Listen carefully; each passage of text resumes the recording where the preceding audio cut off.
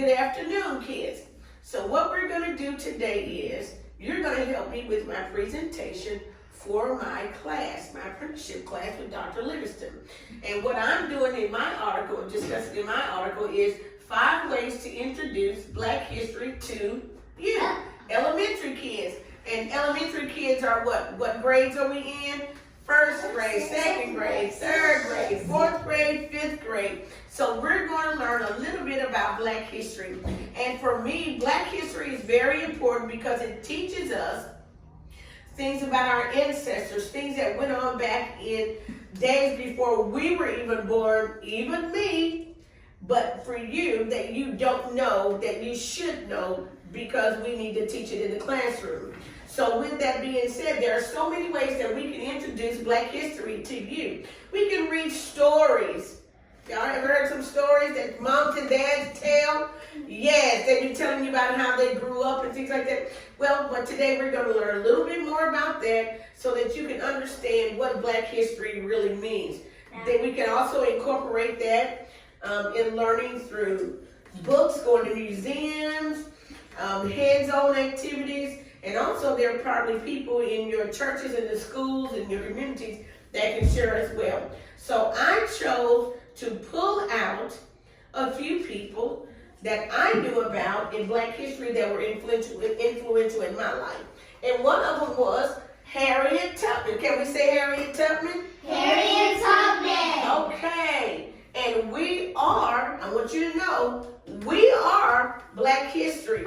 We are, as whites, Black, whoever it is, we are a part of Black history. So with that being said, Harriet Tubman, it says, I freed thousands of slaves. I could have freed more if I only knew they were slaves. So there were a lot of people back in the slavery days that didn't know that they were slaves.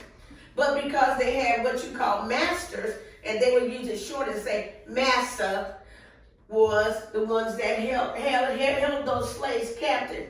But Harriet Tubman, she had this Underground Railroad thing that she helped the people out. And I put right here, it says, help others that are in need. And that's what Harriet Tubman did. Let's read this real quick. Harriet Tubman was a brave woman who helped many people escape from being treated unfairly. Y'all know unfairly means what? They talk about you, they laugh at you, they talk about your clothes, they talk about your mom, and do something. Talk about your family. They may bully you and fight you, but Harriet Tubman was one person that wanted to help those people. She allowed these people to freely be with her and to help her in going through the things that she did to help them be free. Her story reminds us of somebody that was brave. She was somebody that was not afraid of anything. She would go through the woods at dark at night. She would get these people and bring them, and she would help them to be free. So that's what Harriet Tubman was all about. So as kids today, you can help others as well. You can stand up for what's right when somebody's not saying the right things. You can speak out against bullying and other things that happen. Y'all get me on that one? Yeah. Well, let's talk about segregation. That's talking about, you can see here on our thing, colored and white. So there was a time when white people can drink from a fountain and Black people can drink. But we want to treat everybody the same. Segregation was a time where there were some things that as a Black person we couldn't do. We couldn't go to the restaurant and sit where all the white people were. We were treated unfairly, but we want to do what's right. So here's what I want you to focus on, is helping yourself and others to understand what it means to be free and to share with one another. A long time ago, some people believed that it was okay to treat everybody different, but it wasn't. We want to be able to drink from the same fountain. So for example, they made rules that said if you were Black, you had to go in through the Black back door. If you were white, you could come in through the front door. Do y'all think that was fair? No. No, because everybody's created the same way. So today we know that it's wrong to treat people that way. Am I right? Yes, ma'am. So we have to have compassion in our hearts. We have to treat people the same way. If we move on down, here we have the Pettus Bridge. Now, there was something that went on during this time that was not so nice. And they were supporting and fighting for what they believed what was right. And this bridge was called the Edmund Pettus Bridge. To kids, guys, we have to focus on being brave. We have to focus on being fair. We have to stand up for what's right. So a long time ago in Selma, Alabama, there were some people that wanted to cross this bridge to prove that everybody had the right to vote. They called this time Bloody Sunday because they were trying to be peaceful, but because of the white people that didn't want them to be free, they caused a whole lot of problems. It was scary because a lot of people got shot, a lot of people got killed, a lot of people got hit with bats and threw stones at them. Is that something that we want to be a part of? No. No, because everybody should be created equal. Well, I believe you all really know about this dude right here.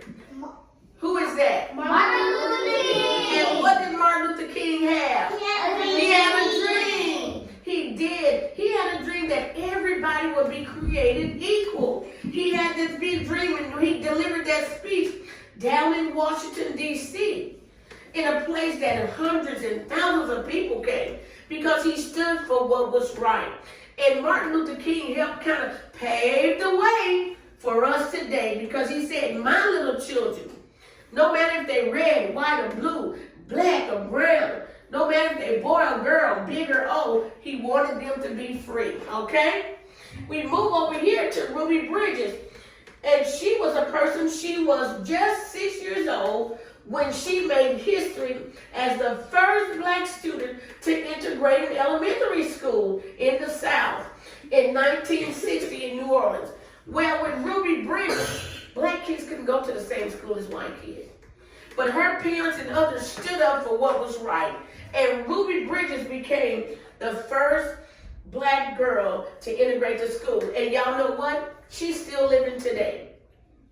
I had an opportunity to be in a place where she was when she was talking about this.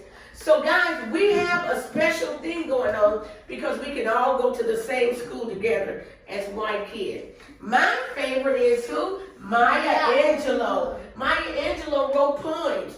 She was an activist for black Americans. She wrote this cool poem that says, Still I Rise. And it said, some of it said like this: you may shoot me down with your words. And we know that people do a lot of talking with their words, right? But words shouldn't hurt us. We got to stand up for what we believe in, okay?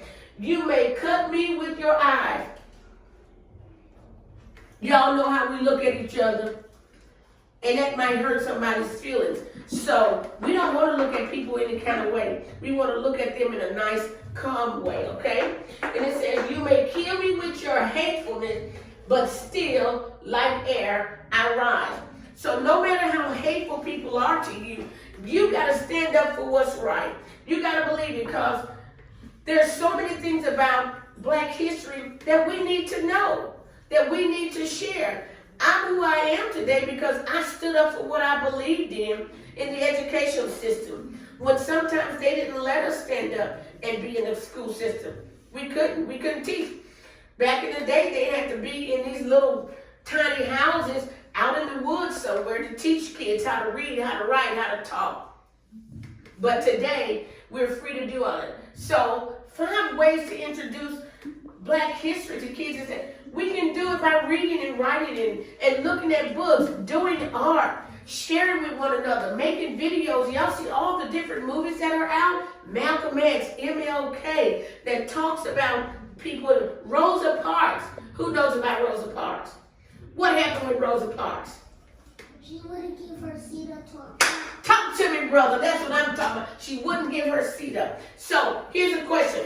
I got some questions for you. So tell me about Harriet Tubman. Turn your things over. I know you wrote your questions down. You got your questions. Turn them over. Let's look at them real quick. So yours, okay. So tell me about your question that we're all the same.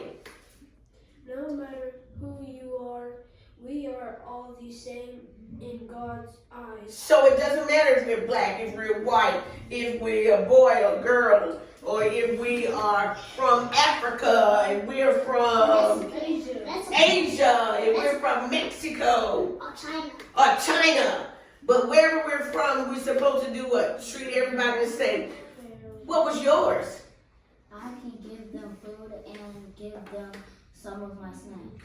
All right, so that means that we're sharing, that we want to be loving, that we want to be caring, we want to be kind. As MLK said, we don't want to be ugly to people. If people are in need, we want to help them. Tell me what yours was. Black and white kids shares that at school. It's okay. Come on, let me help you. Black and white kids need to share at school and don't leave anybody out, which is right. And that's what Martin Luther King was talking about during his time, when he shared with us that we all are created equal. It doesn't matter who we are, okay?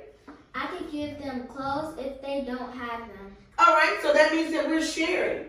No matter what, people who are in need, we help them like Harriet Tubman did.